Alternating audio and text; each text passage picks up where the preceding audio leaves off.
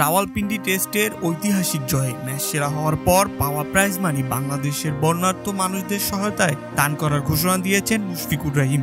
পাকিস্তানকে আজ 10 উইকেটে হারিয়েছে বাংলাদেশ।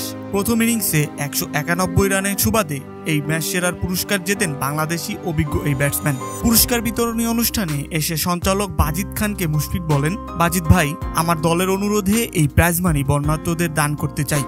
আমি দেশের সবাইকে অনুরোধ করব, যাদের সামর্থ্য আছে তারা যেন পাশে এগিয়ে আসে। ম্যাচ সেরা হয়ে মুশফিক পেয়েছেন 3 লাখ পাকিস্তানি রুপি, যা বাংলাদেশি টাকায় প্রায় 1,28,715 টাকা।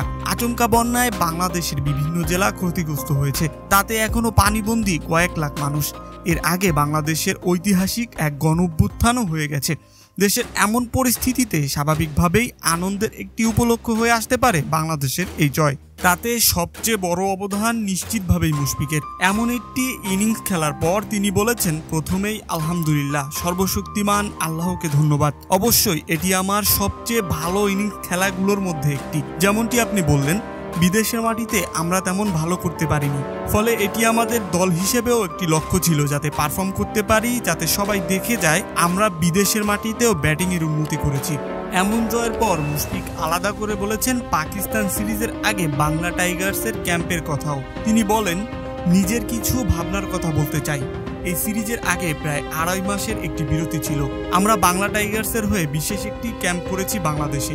স্থানীয় সাপোর্ট স্টাফদের দারুণ সহায়তা পেয়েছি। এটি আমাদের সহায়তা করেছে বিশেষ করে টেস্ট খেলোয়াড়দের, কারণ সীমিত ওভারে যারা খেলে তারা বিশ্বকাপে ব্যস্ত ছিল। দেশও এমন আবহাওয়ায় ছিল। এই অভিজ্ঞতা থেকে আমাদের মানসিক কাঠিন্য এসেছে। আমি ওই ক্যাম্পে সব সাপোর্ট স্টাফদেরকেও ধন্যবাদ জানাতে চাই।